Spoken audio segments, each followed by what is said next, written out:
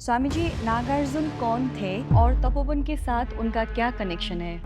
नागार्जुन को लोग सेकंड बुद्धा कहते हैं। नागार्जुन का जन्म लोग कहते हैं पहली शताब्दी में हुआ। ब्राह्मण परिवार में पैदा हुए थे, बुद्ध भिक्षु बन गए थे। रसायन शास्त्र के बहुत बड़े विज्ञाता थे, औषधि विज्ञान का भी नॉलेज था और बहुत बड़े विद्वान थे। वो मेटल को गोल्ड बनाने लगे, सोना को बेच करके नालंदा यूनिवर्सिटी का खर्चा चला। लेकिन सब होते हुए इनलाइटेड नहीं थे, because he was using power. क्या नागार्जुना को पहले से ही पता थी जहाँ पर वो अपना बॉडी छोड़ेंगे वहाँ पर एक सुंदर सा तपोवन बनेगा? ये क्षेत्र पूरा जो था बुद्ध भिक्षुओं का साधना क्षेत्र रहा है नागार्जुन के बाद। नागार्जुना और आपका क्या कनेक्शन है? क्या वो भी आपको गाइड करते हैं कभी-कभी? भगवान ने कहा कि मेरे पास जो लोग आ रहे हैं वो डिफरेंट स्कूल से आ रहे हैं। क्या कभी भगवान ने नागार्जुना के बारे में बताया है या किसी डिस्कोर्स में? अपने लेक्चर में तो बहुत बार बोला है भगवान ने, अर्जुन की नागार्जुन की बात की है, और उनकी ही कृपा से तपोवन हम लोग को मिला है, नागार्जुन की कृपा से मिला है कि जितने जगह ओशो के आश्रम बन रहे हैं उस सब का कोई आध्यात्मिक कनेक्शन है, ऐसे नहीं बन रहा है। इसके बहुत सारे विद्यार्थी हैं हमारे देश में, तो धर्म को ही पशुपतिनाथ को ही नहीं मानते हैं तो हमको क्या मानेंगे। आपको समझ में नहीं आया इसलिए झूठ मत कर दीजिए किसी चीज में। Osho is most scientific teacher of this as.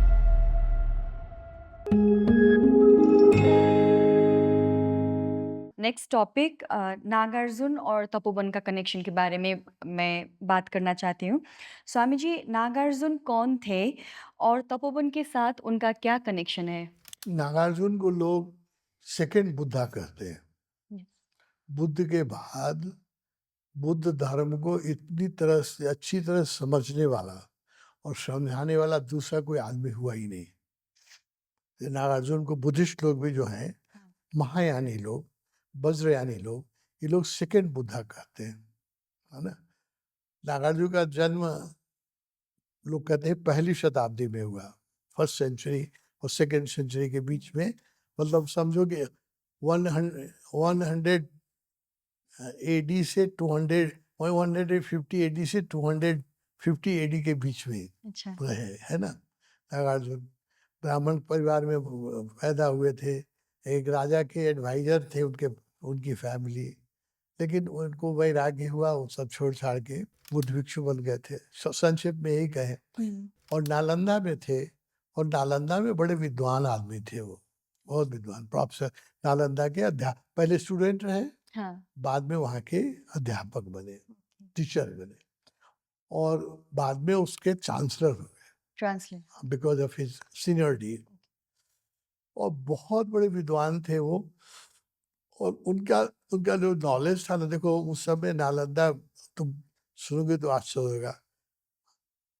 अभी आकर के थ्योरी ऑफ रिलेटिविटी जो है, आइंस्टीन ने सापेक्षवाद का सिद्धांत है ना, अभी निकाला ना। नालंदा ने 2000 साल पहले कहा था थ्योरी ऑफ रिलेटिविटी, उनकी किताब है ना। विद्वान लोग कैसे होते हैं, वो रसायन शास्त्र के बहुत बड़े विज्ञाता थे और कई तरह के केमिकल्स बनाते थे, औषधि बनाते थे, औषधि विज्ञान का भी नॉलेज था, और उनके पास एसोटेरिक पावर भी थी। ही वाज योगी। योगियों के पास जो शक्ति आ जाती है वो शक्तियाँ थी, बहुत बहुत विद्वान थे। अब जो लोग पावर यूज करने लग जाते हैं ना, उन लोगों की साधना रुक जाती है। इसलिए योग में भगवान ने हम लोगों को इसलिए कहा कि तुम लोग ध्यान में जो शक्ति आती है उसको भगवान रोक देते हैं, कि क्यों, मिरेकुलस पावर को यूज करने पर आदमी उसके अहंकार में फंस जाता है और उसका ग्रोथ रुक जाता है। ये तुम ना वो पढ़ो ना, पातंजलि योग सूत्र, उसमें एकदम सोच से कहा गया है कि योगी जो करेगा, ध्यान करेगा, उसको कुछ शक्ति आ जाएगी नेचुरली, लेकिन जो उसको यूज करने लगेंगे वो भटक जाएंगे, वो आगे नहीं बढ़ सकते हैं। इसीलिए जो सिद्धि कहा गया है, सिद्धियाँ आती है, अष्ट सिद्धि नवनिधि आती है, उसको यूज नहीं करना चाहिए। नागार्जुन यूज करते थे, वो केमिकल्स में बना देते थे। वो नालंदा में एक बार, कहानी अब तो बहुत बड़ी कहानी है, संक्षेप में तुमको कहें, नालंदा के एरिया में बहुत बड़ा अकाल पड़ा।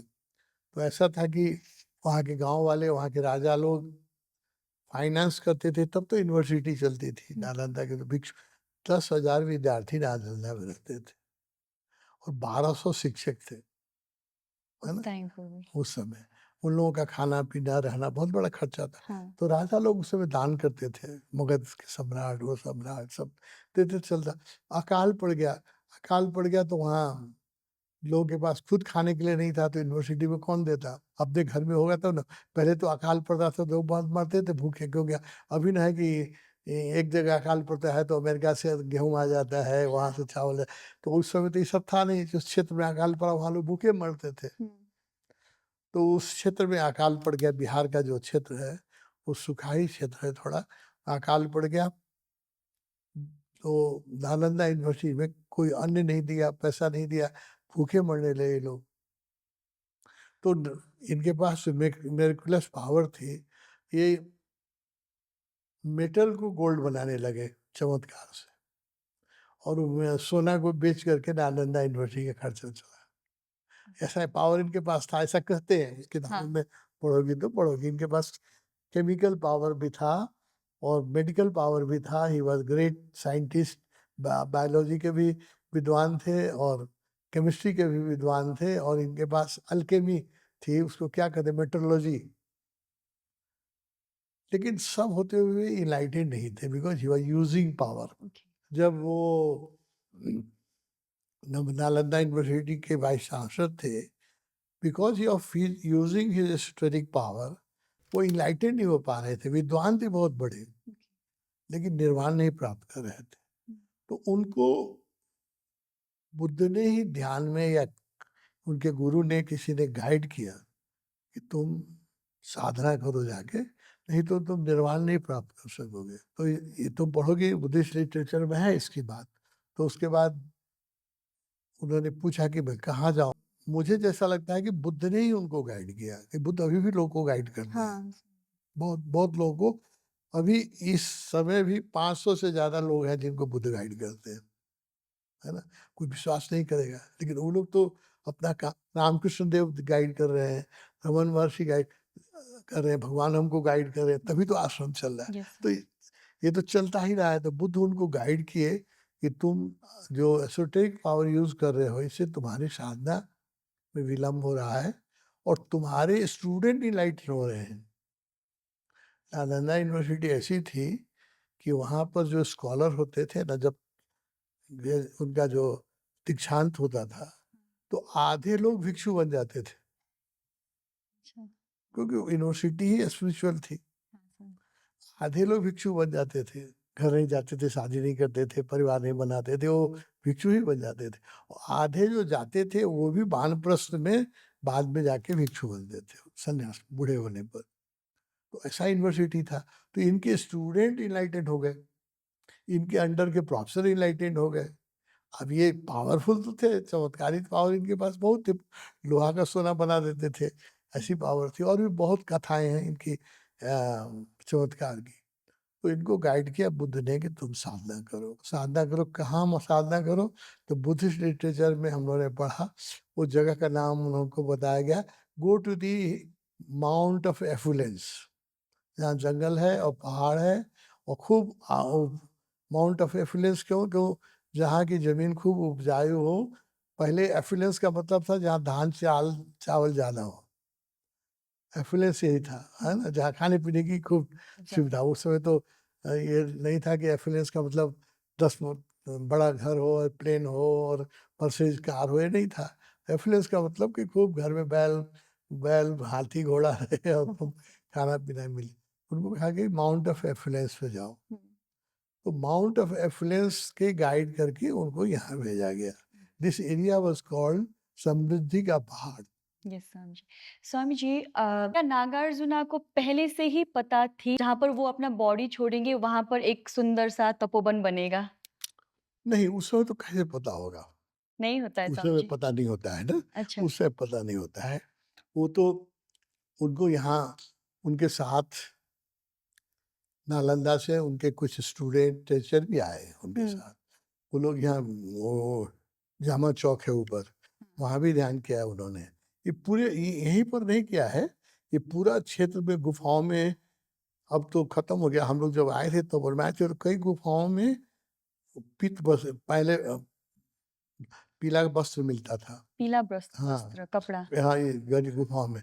कभी कहीं-कहीं पीला माने जो भिक्षु पहनते हैं, हाँ, हाँ। कहीं-कहीं बुद्ध की मूर्ति मिलती थी, अच्छा। है ना? तो ये क्षेत्र पूरा जो था बुद्ध भिक्षुओं का साधना क्षेत्र रहा है नागार्जुन के बाद, ओके। आफ्टर नागार्जुन। तो नागार्जुन आकर के जमा चौक पे यहीं पर रहे नहीं, इस पूरे क्षेत्र में उन्होंने तपस्या की है। स्वामी जी, क्या एनलाइटेड मास्टर्स फ्यूचर की पॉसिबिलिटीज़ को देख पाते हैं? फ्यूचर कोई भी 100% प्रेडिक्ट नहीं कर सकता है। Okay. Not even enlightened master. They can give some indication, है ना? इंडिकेशन भविष्य जो है वो अज्ञात है और रोज परिवर्तित, कोई ऐसा नहीं कि ऐसा होगा तो हो ही जाएगा, रोज चेंज भी हो रहा है। हुँ। जैसे भगवान ने चाहा था कि 1 लाख लोग एक शहर में ध्यान करें तो इतनी पॉजिटिव वाइब्रेशन बनेगी कि उससे एटॉमिक वार नहीं होगा, नहीं हो सका। भगवान तो चाहते थे कि हो जाए, लेकिन भगवान जो चाहने से क्या होगा, अस्तित्व के अपने बेवकूफ जगत है, उसका अपने नियम है। तो इसलिए 100% फ्यूचर कोई प्रिडिक्ट नहीं कर सकता है। स्वामी जी, जैसे आपने कहा है कि भगवान आपको गाइड करते हैं, वैसे नागार्जुना और आपका क्या कनेक्शन है? क्या वो भी आपको गाइड करते हैं कभी-कभी? नहीं देखो, ज़रूरत ही नहीं है, ज़्यादा गाइड लोगे तो तुम भटक जाओगे, हुँ। है ना? मेरा भी यही चक्कर था। मुझे कुछ एनलाइटेंड सोल गाइड करते हैं, है ना? क्यों एनलाइटेंड सोल मुझे गाइड कर रहे हैं। हुँ। थोड़ा-सा हमको कॉलेज से ही गाइडेंस शुरू हो गया था। अच्छा जब स्वामी जी। मैं पढ़ता था उसी समय से हमको गाइडेंस मिलने लग गया था, थोड़ा-थोड़ा, हाँ। Directly, indirectly. इसमें क्या होता है, हम आए हैं बुद्धिस्ट स्कूल से, हुँ। पिछले जन्मों में बुद्धिस्ट मार्ग में थे। तो हमको जो बुद्ध संबंधी जो गुरु होंगे ना, उनसे ट्यूनिंग होगी, नागार्जुन से ट्यूनिंग होगी, हाँ। है ना? बुद्ध से ट्यूनिंग होगी। अभी क्यों हमको भूटान में विरोचन ने हाँ। ये किया, क्योंकि वो भी बुद्धिस्ट से आए हैं। तो हम लोग बुद्धिस्ट स्कूल से आए हैं, तो हम लोग को बुद्धिस्ट मास्टर से ट्यूनिंग होगी। देखो वो इसको समझो, बड़ा एसोटेरिक है, कोई समझेंगे नहीं, फिर भी मैं तुम्हारी इंटरव्यू कह रहा हूँ। जब कोई बुद्ध पुरुष शरीर छोड़ देते हैं ना, हुँ। तो अपने शिष्यों को नहीं छोड़ते हैं, अपने शिष्यों पर उनकी दृष्टि रहती है। तो या तो अपने गाइड करते हैं, या नहीं तो किसी और एनलाइटेड मास्टर के पास उसको इनडायरेक्टली धक्का देके भेज देते हैं। ओके। तो भगवान ने इसको कहा है, मेरी बात तो कौन विश्वास करेगा? भगवान ने कहा, इसलिए कह रहा हूँ, तुम देखना। भगवान ने कहा कि मेरे पास जो लोग आ रहे हैं, वो डिफरेंट स्कूल से आ रहे हैं। जैसे रामकृष्ण के जितने भक्त हुए, जो रामकृष्ण के साथ इनलाइटेड नहीं हो रहे हैं, नहीं पा हुँ। रहे हैं, उनको रामकृष्ण मेरे पास भेज रहे हैं। इसमें हम लोग को पता चला, जैसे महायोग लक्ष्मी, वो रामकृष्ण की रानी रासमती थी। सत्य वेदांत जी अभी शरीर छोड़े हैं। कौन थे मैं नहीं कहूँगा, क्योंकि रहस्य है, लेकिन वो रामकृष्ण के बहुत नज़दीक के शिष्य थे। अच्छा। अभी अभी शरीर छोड़ा है सत्यवेदांत जी, है ना? उसके बाद मायूलक्ष्मी हुई, सत्यवेदांत हुए। भगवान के पास रामकृष्ण स्कूल से बहुत लोग आ रहे हैं, अभी भी हैं, आ भी रहे हैं। कुछ एनलाइटेड, लक्ष्मी भी एनलाइटेड हो गई, सत्यवेदांत जी भी एनलाइटेड हो गए। हुँ। रामकृष्ण के साथ नहीं हो सके थे, इस बार हो गए। हाँ। ऐसे गुरु भेज रहे हैं। भगवान ने कहा था, देखो रामकृष्ण के जितने भक्त हैं, रामकृष्ण मेरे पास भेज देंगे, जो रामकृष्ण के साथ एनलाइटेड नहीं हो पा रहे। हुँ। बुद्ध के जितने हैं, उसमें अधिकांश महायानियों को मेरे पास भेज देंगे। बुद्ध में महायान, वज्रयान और हीनयान, 3 यान हाँ, है ना? स्वामी जी। महायानी बुद्धिस्ट जो है ना, वो लोग आ जाएंगे भगवान के पास। और गुरुजीएफ के जितने शिष्य हैं, वो सब गुरुजीएफ हमारे पास भेज रहे हैं। और भी स्कूल के होंगे, लेकिन ये 3 स्कूल के लोग आ रहे हैं। तो गुरुजीएफ वाले जो आ रहे हैं, अभी भी आ रहे हैं गुरुजीएफ वाले, तो गुरुजीएफ के सिवा किसी को मानते ही नहीं है।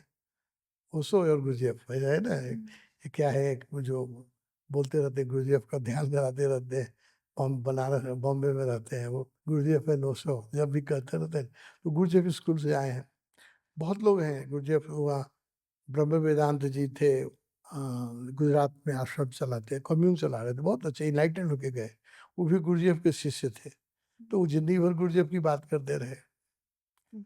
तो जिस स्कूल से लोग आया है, उसी स्कूल से उसकी ट्यूनिंग रहेगी। ओके। समझो, इसको हाँ, समझ रही स्वामी जी। होगी नहीं, है हाँ। ना? तो रामकृष्ण वाले जो आए, वो सब जैसे सत्यवेदांत जी के पास रामकृष्ण का नाम लो तो एकदम वो खुश हो जाते थे, है ना? हुँ। रामकृष्ण के पास से आए थे। कौन थे मैं नहीं कहूँगा, कहना उचित नहीं है कि रामकृष्ण के बहुत नज़दीक के शिष्य थे। महालक्ष्मी के बारे में तो मैंने बोल दिया है कि वो रानी राष्ट्रपति थी जो रामकृष्ण के मंदिर की मालिकिन थी। और भी बहुत लोग रामकृष्ण वाले बहुत लोग आए भगवान के पास। हैं भी, अभी भी हैं भी, जाए भी। तो हम लोग बुद्ध स्कूल से आए हैं, मैं हुँ। हम लोग मैं बुद्ध का शिष्य था। उस स्कूल में कई जन्मों बुद्धिस्ट मार्ग में रहा हूँ, है ना? अपनी खोपड़ी थोड़ा मोटी है, काम नहीं हो रहा है, तो भगवान बुद्ध ने फिर भगवान के पास भेज दिया, अच्छा। उसी के पास भेज। तो इसलिए हमारी नागार्जुन से ट्यूनिंग हो जाएगी, कि वो बुद्ध मार्ग के हैं, है ना? इसलिए विरोचन ने मुझे क्यों इतना प्रेम किया, संबंध तो संभव नहीं है ना। वो तो ओशो के शिष्य नहीं हैं, मैं बुद्ध भिक्षु नहीं हूँ, लेकिन बुद्धिस्ट कॉन्फ्रेंस में मुझे एज ए स्कॉलर, मैंने मुझे एज ए ऑरेटर क्यों बुलाया, है ना? क्योंकि हम लोग बुद्ध स्कूल से आए हैं, इसलिए नागार्जुन से भी ट्यूनिंग हो जाएगी, दलाई लामा से भी ट्यूनिंग हो गई। हमको 3 बार दलाई लामा से मैं मिला, तीनों बार मुझे बहुत प्रेम किया दलाई लामा ने, मैंने उसका समाधि का उद्घाटन ही कर दिया है। तो हम लोग आए हैं मैं आया हूँ बुद्धिस्ट स्कूल से। हुँ। इसलिए जो भी इनलाइटेंड बुद्धिस्ट मास्टर होंगे वो मुझे पहचान लेंगे, तो मुझे वो मदद करेंगे। जो अब नीचे वाले वो तो लड़ते ही रहेंगे, हुँ। उनका तो लड़ाई के सिवा उनको कुछ आता नहीं है। लेकिन जो जागे हुए लोग हैं वो लोग पहचान हुँ, थैंक यू स्वामी जी। क्या जैसे हम लोग नागार्जुन के बारे में बात कर रहे हैं, क्या कभी भगवान ने नागार्जुन के बारे में डिस्कस मतलब बताया है या किसी डिस्कोर्स में? नहीं, अपने लेक्चर में तो बहुत बार बोला है भगवान ने, अर्जुन की बात की है लेक्चर में। बुद्ध के बारे में बोलते समय उन्होंने बहुत बार बोला है, हुँ। बहुत बार इसको बोला है। और उनकी ही कृपा से तपोवन हम लोग को मिला है, नागार्जुन की कृपा से मिला है। हम लोग को लगता है कि ये हुआ ये नागार्जुन की चेतना वेट कर रही थी इतने साल, कि कोई यहाँ धार्मिक व्यक्ति आए और धर्म का काम करे। जहाँ उन्होंने तपस्या की थी वहाँ उस जगह को पवित्र रखे। अब देखो, लोग विश्वास नहीं करते, देखो वहाँ परफेक्ट स्तूपा का अपने नेचुरल स्तूपा है वो, हाँ, स्वामी जी। है ना? हमने तो किसी ने बनाया नहीं है, क्यों बनाएगा जंगल में कोई स्तूपा? मिट्टी का देखो नेचुरल स्तूपा है। वो उसके अंदर बहुत सारे एनलाइटेड नागार्जुन के शिष्य, नालंदा के प्रोफेसर लोगों का शरीर है, या उसके अंदर ही है, इसलिए वो बहुत चार्ज है। और उन लोगों की आत्माओं के आशीर्वाद से ये जगह हम लोग को मिला है। और वो नागार्जुन की कृपा से, नागार्जुन के आह्वान पर ही तपोवन हम लोग को मिला है। एक बड़ी रहस्य की बात है, इसको लोग जल्दी समझेंगे नहीं इस बात को। लुम्बिनी का भी ऐसा ही कुछ है, मैं कहूँगा नहीं क्या है। लुम्बिनी भी ऐसे नहीं मिला है, वो भी किसी कारण से मिला है, बहुत बड़ा कारण है उसके पीछे। अभी मैं बोलूँगा तो लोग कहेंगे अरुण साईं बहुत गप देते हैं, इसलिए नहीं इसको स्वामी जी। कोई विश्वास तो करता नहीं इन बातों पर। जब नागार्जुन के बारे में थोड़ा ही हो गया तो लोग विश्वास करेंगे। अभी भी नहीं करेंगे, लेकिन नहीं थोड़ा करेंगे स्वामी जी, जैसे आपका रिसेंटली जो भूटान वाला इंसिडेंट आपका हुआ था, उसके बाद आई थिंक आप नहीं, भूटान वाले इंसिडेंट को भी कितने लोग विश्वास करेंगे? लोगों के पास विश्वास करने की क्षमता बहुत, थोड़े से लोग जो साधक हैं, हाँ, वही ये सब भाषा समझ सकते हैं। ये तुम्हारी जो इंटरव्यू में बोल रहा हूँ, पीके जी की बात, कितने लोग समझेंगे पीके जी की बात? कि प्रोफेसर आकर के अभी वो मुझे पीके जी ने मंत्र दिया है, अगर कागज में अभी लिख करके हुँ, बाहर जाके जला दो, तो पीके जी आ जाएँगे। माला खोल के स्वामी जी, हाँ? माला खोल के माला खोलना पड़ेगा, अच्छा, माला खोलना। गुरु उनका हाँ, माला के पास कोई दूसरी आत्मा को आने में दिक्कत होती है। अच्छा, अब ये सब इतनी रहस्य की बातें हैं, तो सब लोगों के को विश्वास दिलाने का हमारा ठेका भी नहीं है। नहीं है वो अविश्वास का मजा लें अपना, हम आपके उनके पीछे हम पड़े। लेकिन कुछ थोड़े से लोग भी हैं ना जो विश्वास करते यस हैं, स्वामी जी। उनके लिए ये बातें हो रही है ना? It is not for general mass. General mass को तो कोका कोला और कोलगेट में ही विश्वास है उसके। स्वामी जी आपने वैसे बात तो थोड़ा छेड़ भी दिया क्योंकि जैसे स्लोली स्लोली हम लोग को भी आप ऐसे मिस्टिकल बातें पता चल रही है आई थिंक जो देखते हैं उनको भी पता चलेगी लुम्बिनी की जो आपने अभी थोड़ा सा बताया वो वाला रहस्य कब खुलेगा आपकी नेक्स्ट नहीं, बुक या ध्यान में ही लोग, क्योंकि अब कोई विश्वास नहीं करेगा। मैं कहूँगा तो कोई विश्वास नहीं करेगा। अच्छा इसलिए इसको कहना व्यर्थ है, हाँ क्योंकि मैं प्रमाण नहीं दे सकता हूँ ना। यहाँ तो थोड़ा प्रमाण है। इस पूरे एरिया का नाम क्यों नागार्जुन फॉरेस्ट? नागार्जुन है ना? हाँ। जामा चौक पर अभी तक नागार्जुन के लोग पूजा करते रहे, ये बने थोड़ा है। और तुम लोग के बीच कह सकता हूँ ये बात, मैं पब्लिक टॉक में टीवी पर नहीं कह सकता हूँ, कौन विश्वास करेगा, है ना? तो लुम्बिनी के बारे में अभी मेरे सन्यासी भी नहीं विश्वास करेंगे, इसलिए उसको कहा। आशीष के बारे में मुझे भगवान ने कितने साल के बाद बताया। हुँ। आशीष की रहस्य की जो बातें तो बड़ी हो, हाँ। कि मुझे भी भगवान ने नहीं बताया, कि मेरे पास भी विश्वास करने की क्षमता नहीं थी। I was also immature. लेकिन वो जगह मिल गई, मेरे पिताजी उसको इतना बेचना चाहते थे, बिका नहीं। दूसरा घर, बना-बनाया घर खरीदना चाहते थे। उसकी लंबी कहानी है, तुम पढ़े होगी। वो जो भी जगह, अब मुझे धीरे-धीरे लग रहा है, धीरे-धीरे लग रहा है कि जितने जगह ओशो के आश्रम बन रहे हैं, उस सब का कोई आध्यात्मिक कनेक्शन है, ऐसे नहीं बन रहा है। लुम्बिनी का मुझे पता चल गया, तपोवन का तुम लोग को बता ही हुँ। दिया, आशीष का मैंने बता ही दिया, पोखरा का भी कुछ कारण होगा। जितना जगह ओशो के कम्यून बन रहे हैं, उसके पीछे कोई न कोई ऐतिहासिक, कोई न कोई एसोटेरिक रीज़न है। वो हम लोग को धीरे-धीरे ध्यान करेंगे, धीरे-धीरे हमारी ध्यान की ऊँचाई बढ़ेगी, या जब भगवान चाहेंगे तो हमको बताएँगे। अभी हमको भी पता नहीं है ना? अभी हम लोग की ज़मीन जनकपुर में मिली है। हाँ, समझी। जनकपुर में हम लोग कम्यून बने, वैसे नहीं मिली है। वो पूरा भगवान ने मुझे बुलाया, बताया कि राम और सीता के कारण मिली है। वो नहीं मिल रही थी, उसके पीछे इतने लोग भिड़े हुए थे, हमारे शत्रु लोग इतने भिड़े हुए थे, हो ही नहीं रही थी, हो ही नहीं रही थी। लेकिन वो मिल गई, क्योंकि राम और सीता ही चाहते हैं कि वहाँ ओशो का एक आश्रम बने और राम सीता का मंदिर बने। यस, समझा। इसलिए तो अब इतना-इतना जहाँ भी ओशो का ध्यान केंद्र बन रहा है, अधिकांश जगहों का कोई न कोई आध्यात्मिक कारण है। हुँ। ये मुझे लगता है, सब कारण मुझे भी पता नहीं है, और जो पता है वो बोलने की आज़ादी नहीं है। मैं बोलूँगा तो कौन विश्वास, सब जूते से पीटेंगे, ज़्यादा बात करते हो। लोगों को उतना ही करना चाहिए जितना लोग पचा सकें। हाँ, सर। देखो अच्छा ही खाना है, लेकिन तुम जितना नहीं पचा सकते लोगों को खिला दोगे तो उनका तबीयत खराब होगा, है ना? दूध ही है, ज़्यादा पिला दोगी तो लोगों को पेट खराब हो जाएगा। हाँ, सर। उतना ही करना चाहिए जितना लोग पचा सकें। स्वामी जी, एस्ट्रल ट्रैवलिंग क्या होती है? देखो हम लोगों के पास, इसको समझो कि कई शरीर हैं। हम लोग, ये जो आँख है, स्थूल आँख है, हुँ। सिर्फ़ स्थूल शरीर को देख सकती है, physical body. Okay. Physical eyes है, फिज़िकल बॉडी को देख सकती है। इसके ठीक नीचे हमारे कई बॉडी हैं, 7 बॉडी, जिनको जा 3 पाइयाँ। इन सर्च ऑफ मिरेकुलस ने, भगवान ने इस पर बहुत डिटेल में कहा है, पढ़ना। We have 7 body, this is first body. अन्नमय कोश इसको कहते हैं। Body made of food, water, earth, air, है ना, पंच तत्व से बना हुआ ये शरीर है। ये आँख भी इसी शरीर का हिस्सा है, सिर्फ इसको देख सकता है। एक शरीर, जो 7 शरीर की बात ना करें अभी, क्योंकि बहुत लंबा हो जाएगा। एस्ट्रल बॉडी है, इथरिक शरीर है, ओके। सूक्ष्म शरीर। वो कभी-कभी दिखा जा सकता है, कभी-कभी दिखता भी है ना? जो लोग ध्यान करते हैं उनको कभी-कभी दिख जाता है। तो वो एस्ट्रल बॉडी जो है, वो फिजिकल बॉडी से निकल जाता है। जब रात में सोते हैं तो रोज़ निकलता है, लेकिन हम लोग बेहोश रहते हैं, हमको कुछ पता नहीं चलता है ना? हुँ। जब रात बेहोशी में सोए रहते हैं तो एस्ट्रल बॉडी जो है फिजिकल बॉडी से निकल जाती है। जब माइंड, और ध्यान में जब लोग रहते हैं, अच्छी ध्यान की गति होती है, तो जो उनकी जागृत अवस्था में भी उनको दिखता है गहरे ध्यान में कि एस्ट्रल बॉडी जो है वो फिजिकल बॉडी से निकल गई। वो इतनी लाइट है, वो सीलिंग में जाके अटक सकती है। तो उसकी जो गति है ना एस्ट्रल बॉडी की, फास्टर देन लाइट।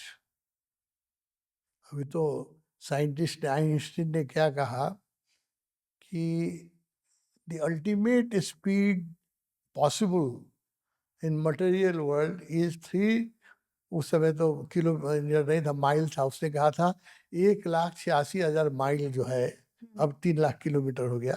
अब kilometre, 3 lakh kilometre is ultimate speed पर सेकेंड।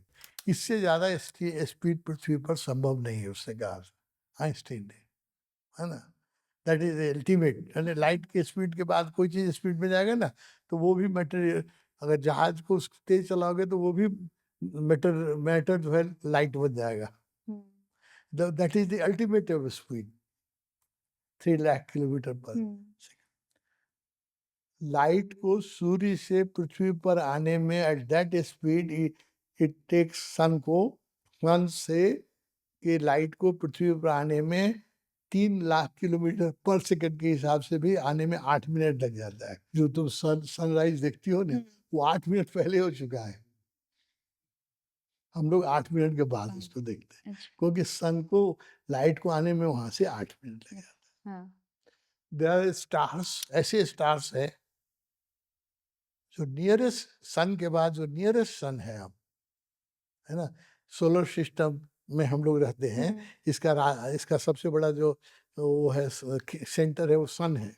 तो सन से हमको लाइट आने में लग जाता है 8 मिनट। इसमें तो अनेक सन है, अनेक सोलर सिस्टम है।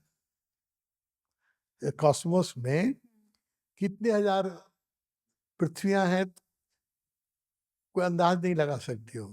ये जो एक मिल्की वेव जो है, आकाश गंगा जिसको कहते हैं, फर्स्ट मिल्की वेव जिसमें हम लोग हैं, इसी में 50 लाख ग्रह हैं, प्लैनेट्स हैं। हुँ, और ऐसी मिल्की वेव भी लाखों हैं। That is also known universe. तो दो यूनिवर्स है साइंस में जाओगे तो, एक है नोन यूनिवर्स, एक है अननोन यूनिवर्स। हुँ, नोन यूनिवर्स की बात ही कर रहे हैं लोग, अननोन यूनिवर्स की तो अभी साइंस बात ही नहीं कर रहा है। अननोन यूनिवर्स है जो जिसकी अभी जानकारी नहीं है। तो जो नियरेस्ट इस हम लोग के यूनिवर्स में, सूर्य के बाद जो नियरेस्ट हमारा दूसरा सूर्य है, उसकी अपनी प्लेनेट सोलर सिस्टम होगी, उसके अपने ग्रह होंगे, उपग्रह होंगे, उसका मून होगा। वहां से लाइट को आने में पृथ्वी पर 4 वर्ष लग जाते हैं। The most closest another son okay, से 3 लाख के यूनिवर्स कितना बड़ा है सर, सोचो ना। ये आदमी को विनम्र बना देगा। ठीक से आदमी सोचे हुँ, तो विनम्र बना, क्योंकि हमारी बुद्धि कितनी कम है, हमारा नॉलेज कितना कम है, किस एग्जिस्टेंस में हम रह रहे हैं। तो नियरेस्ट सन से 3 लाख के स्पीड में जो स्लाइड चलेगा, उसको आने में 4 साल लगे। और देयर आर स्टार्स जहां से सन को आने में 50 वर्ष लग जाते हैं, 50 हजार वर्ष लग जाते हैं। सो देयर आर स्टार्स, जिसको हम लोग देख रहे हैं सब। आकाश में तुम स्टार बहुत तारे को देख रही हो, लेकिन उस तारे को मिटे हुए 1000 साल हो गया, फिर भी तुम 1000 साल देखती रहोगी, क्योंकि वो जो लाइट चला है वो 50 हजार साल पुराना लाइट। हुँ, वो स्टार अब खत्म हो गया है, लेकिन दैट हम लोगों को विजुअल रहेगा। देखो ये कैसा मिस्टिकल संसार है, सोचो ना, है ना। हाँ, समझ जो नहीं है वो भी हमको 50 हजार साल तक दिखता रहेगा, क्योंकि उस समय का लाइट चला हुआ है। दैट डज नॉट, साधकों को मैं तो, तुम लोग तो, हम लोग हमारे साथ साधना करिए, तुम लोग को मैं कहूँगा इस पर ध्यान करना चाहिए। How big is this universe, ये संसार कितना बड़ा है, विश्व, और कितना इट इज एक्सपैंडिंग यूनिवर्स। ये यूनिवर्स भी स्थिर नहीं है, इट इज एक्सपैंडिंग, बढ़ रहा है, बड़ा होता है, रोज बढ़ रहा है। At the very large speed it is expanding. तो अभी तक जो नोन यूनिवर्स है, उसी में जो आकाश गंगा जिसको हम कहते हैं मिल्की वेव, वो हजारों मिल्की वेव है। एक मिल्की वेव में करोड़ों सूर्य हैं, और करोड़ों सूर्य के, एक एक सूर्य के 10 20 25 प्लैनेट्स हैं, और हर प्लैनेट्स के उप प्लैनेट हैं, उपग्रह हैं। हाँ, तो सोचो इसी मिल्की वेव में जिसमें हम लोग रहते हैं, इसी का साइंस पता नहीं लगा सके लगे हम। तो how big is the universe, हुँ, इस यूनिवर्स में हम लोग रह रहे हैं। और कितना ऑर्डर है देखो इस यूनिवर्स में, है। ठीक समय पर चांद उगता है, ठीक से कभी लेट नहीं होता है। सूर्य कभी 1 मिनट भी लेट नहीं होता है। हुँ, हुँ, सूर्य ग्रहण कब लगेगा उसी दिन लगता है ना। तो यूनिवर्स में सब कुछ, एवरीथिंग इज इन ऑर्डर। अब सोचो कौन ये ऑर्डर मेंटेन कर रहा है, अब सोचो इसको। और ये देखो कि हर चीज को रखने के लिए एक आधार चाहिए, है ना। ये पृथ्वी जो है, वो बिना आधार के इतनी बड़ी पृथ्वी लटकी हुई है, हुँ, बेस तो नहीं है इसका ना। एंड हर चीज को घूमने के लिए एनर्जी चाहिए, पेट्रोल चाहिए। चाहिए समझ पृथ्वी जैसी भारी ये बिना पेट्रोल के कैसे घूम रही है हजारों साल से। और पृथ्वी नहीं घूम रही है, सूर्य भी घूम रहा है। वो सारा यूनिवर्स और एकदम निश्चित गति से घूम रहा है। देयर नो क्यास, आपस में टकराता नहीं है, आपस में झगड़ता नहीं है और कभी तेजी भागने लगा, कभी स्लो भागने लगा, नहीं, नहीं। Everything is happening in order. तो there is perfect law and order. Shivpuri Baba कहते थे, there is perfect law and order in this universe. Perfect order है। तो कितना बड़ा ये यूनिवर्स है और उसके सामने हम लोग कितना छोटे हैं। हुँ। तो हाँ, एस्ट्रल बॉडी की तुमने बात की थी। Astral body can travel faster than light. Science ने तो, आइंस्टीन ने कह दिया कि the ultimate speed is of speed of light. 3 lakh kilometre से ज़्यादा स्पीड संभव नहीं है, ये फिजिकल साइंस कह रहा है। लेकिन जो स्पिरिचुअल साइंस है, उसमें शिवपुरी बाबा क्या कहते थे कि जब आपने कमरे में रहते थे, जब सूर्योदय होता है तो प्रत्येक दिन, every day morning, I go to the sun, हुँ। सूर्य को जा करके उनको छू के उनको नमन करके मैं आ जाता हूँ। अब लाइट के स्पीड से भी जाएं तो उनको 8 मिनट लगना चाहिए था, सोचो ना। समझी। लाइट के स्पीड से भी जाते हैं, लाइट के, आइंस्टीन तो कहता है कि लाइट के स्पीड से कोई चीज चलेगा तो तुरंत जल जाएगा वो, हुँ। पॉसिबल मटेरियल नहीं रह जाएगा। तो शिवपुरी कहते थे कि जब सूर्य होता है तो रोज मैं सूर्य के जाके उनको प्रणाम करके दर्शन करके आ जाता हूँ। तो लाइट के भी स्पीड से जाते तो उनको 16 मिनट लगना चाहिए था, 8 मिनट जाने में, 8 मिनट आने में।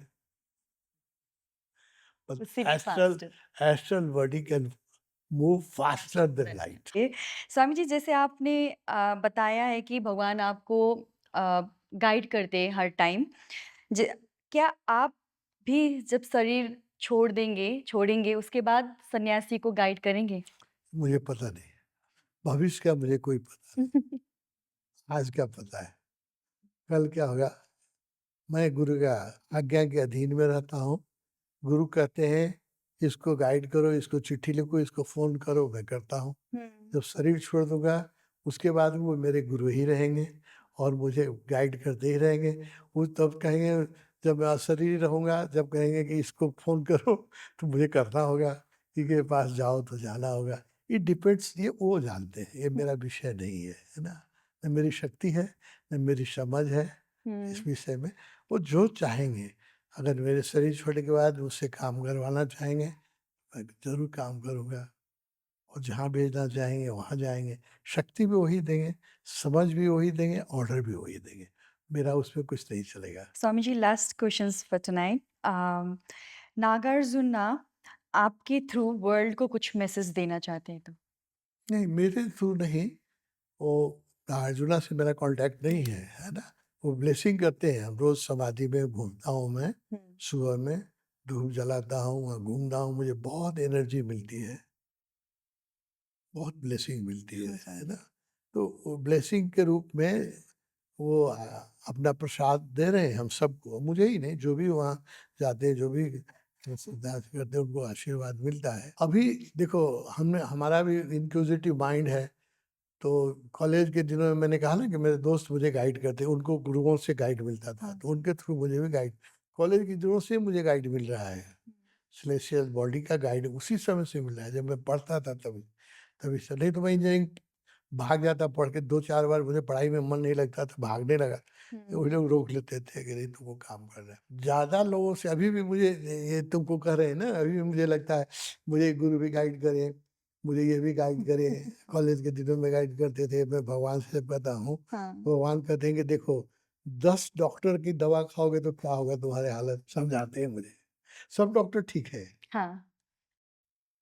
सब डॉक्टर क्वालिफाइड है ना? कोई आयुर्वेद में है, कोई नेचुरोपैथी में है, कोई यूनानी औषधालय में है, कोई कोई इसका स्पेशलिस्ट, लेकिन तुमको दवा तो एक ही डॉक्टर की खानी चाहिए ना।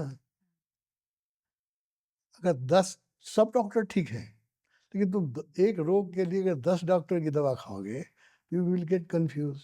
हुँ। तो मेरी जो क्यूरियोसिटी है, मेरा भी मन बहुत चंचल है और बहुत गाली सुनता हूँ, बहुत डाँट खाता हूँ। मैं जितना भगवान से डाँट खाता हूँ, उतना डाँट अगर किसी भी सन्यासी की ज़रूरत आज ही छोड़ के मुझे चला जाएगा। एक दिन भी नहीं मेरे पास टिकने वाला है।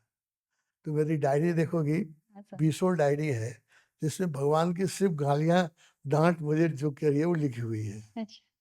भगवान ने मुझे इतना डाँटा है फिर भी मैं समझ बन नहीं पा रहा हूँ, इतना समझाया है।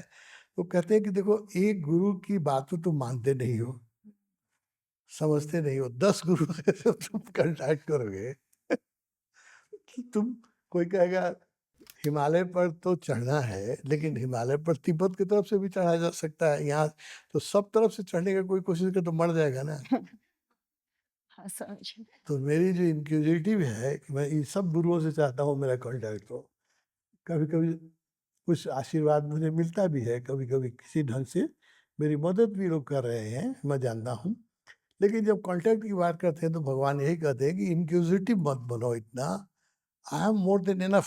तुमको जो पूछना है हम ही है, पूछो ना। हम क्या, कौन सा तुम्हारा प्रश्न है जिसका मैं जवाब नहीं दे सकता हूँ और तुमको नागार्जुन से कॉन्टैक्ट करना है? बताओ। हाँ, समझी। ये भी एक चंचलता है ना। एक चंचलता है, और लेकिन कोई ऐसा प्रश्न हो जो मैं आंसर नहीं दे सकता हूँ तो ठीक है, तुम नागार्जुन से पूछो। तो ऐसे तो मेरा कोई प्रश्न नहीं है जो भगवान उत्तर नहीं दे सकते हैं। हुँ, इसलिए नागार्जुन का आशीर्वाद मिलता है, उनकी कृपा मिलती है, उनका प्रेम मिलता है, उनका स्नेह मिलता है, गाइडेंस नहीं मिलता है, थैंक ज़रूरत ही नहीं। हाँ, थैंक यू स्वामी जी। अम, हम लोग ट्राई कर रहे हैं कि एवरी टाइम नया-नया कुछ डिफरेंट एपिसोड, डिफरेंट मास्टर्स के बारे में हम बात करें। स्वामी जी, हमारे ऑडियंस के लिए आप कुछ बताइए, कुछ बोल सकते हैं अपने तरफ से लास्ट मैसेज नहीं, स्वामी जी। अब तुम्हारा जो सब्जेक्ट हो रहा है बहुत ही एसोटेरिक हो रहा है ना? आध्यात्मिक से भी बहुत रहस्यवाद हो रहा है। तो हाँ, रहस्यवाद को समझने के लिए सब लोगों का इंटरेस्ट भी नहीं है, हाँ, सर। और सब लोगों के पास वो समझ की ज़रूरत भी नहीं है उनको। मैंने जैसे कहा हुँ, कि सब लोगों की इसकी ज़रूरत भी नहीं है, सब लोगों को, है ना? हुँ, विश्वास भी नहीं होगा जो मैं कह रहा हूँ, इस पर विश्वास भी नहीं होगा। लेकिन जितनी मेरी मुझे विश्वास हो, जगत उतना ही समाप्त नहीं हो जाता है। जितना मैं देखता हूँ, the world does not ends there. World का तो और भी विस्तार है ना? हुँ, हमारे पास ये 2 आँखें हैं, it can see only the material world. एक तीसरी आँख है हमारे पास, है ना? जो सूक्ष्म शरीर को देख सकती है। तो इसी तरह से जगत जो है, वो हमारी दृष्टि से बहुत विशाल है। तो जितना हमारी समझ में नहीं आता है, उसको झूठ नहीं कहिए। ये कहिए कि मेरी समझ के बाहर है ना? हुँ, सीधे लोग झूठ कह देते हैं। और अभी तो यहाँ पर फिर हम लोग यहाँ फैशन चला हुआ है, सब लोग धर्म अफ़ीम का नशा है। कार्ल मार्क्स की एक उक्ति है, religion is opium of the soul. इसके बहुत सारे विद्यार्थी हैं हमारे देश में।